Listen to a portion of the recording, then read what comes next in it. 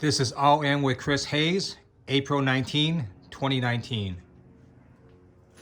My first guest sits on the committee with oversight of the Justice Department and the power to open impeachment proceedings. Congressman Ted Lieu of California, who's a member of the House Judiciary Committee. Congressman, joins me now. Congressman, the ball is now in your court as a member of Congress and as a member of the Judiciary Committee.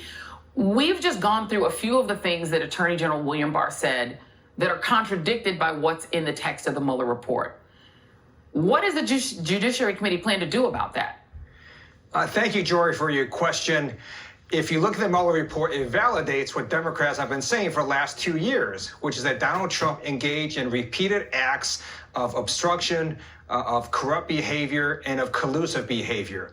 Some of his actions may have been felonies, some may not, but none of it was okay. And on the House Judiciary Committee, we are investigating potential crimes by the president, including obstruction of justice, witness tampering, abuse of power, and other potential crimes.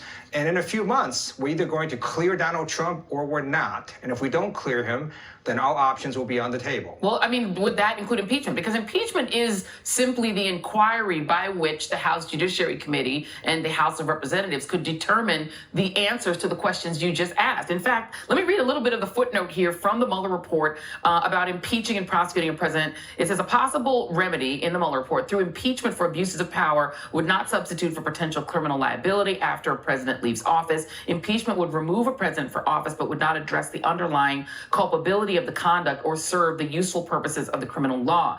Impeachment is also a drastic and rarely invoked remedy, and Congress is not restricted to relying on impeachment. So the Mueller report essentially says, look, impeachment is one way that Congress could remedy, but that Donald Trump would not be free from potential prosecution later on. Are you talking about building a case for post-presidential prosecution or for impeachment? It would be both. If you read the Mueller report, it's clear that he did not leave the determination of obstruction of justice up to Bill Barr. He left it up for Congress. But right now in the House Judiciary Committee, we don't have a record. We have a redacted Mueller report. We have interesting reporting by MSNBC. We have interesting things that people have said in the press. What we need is to build a record, gather authenticated documents, interview witnesses under oath. And at the end of the day, we're either going to exonerate Donald Trump and his associates or we're not. And if we don't, then yes, impeachment would be on the table. But you don't have a record? I mean, this is a very extensive report that was issued by the special counsel. And let me just read one of the conclusions. In Donald Trump's communications with Paul Manafort, his campaign chairman, quote, evidence concerning the president's conduct toward Manafort indicates that the president intended to encourage Manafort not to cooperate with the government. I mean, that was enough to impeach Bill Clinton, encouraging people not to cooperate, allegedly. The record that's in the Mueller report, is that not a sufficient record to at least begin an impeachment inquiry? You're correct. I should not say we don't have a record. I should say we don't have a complete record. So what we are doing now is to do the hearings, interview witnesses, get documents so we have a complete record. And if we're going to go down the road of impeachment, then we have to be absolutely certain that we get it right. And that's why we issued subpoenas today to get the full Mueller report unredacted. Totally understood. Just last question before I let you go. What about impeachment of Bill Barr? If William Barr lied to the American people about what's in the Mueller report, should Congress be considering impeachment against him?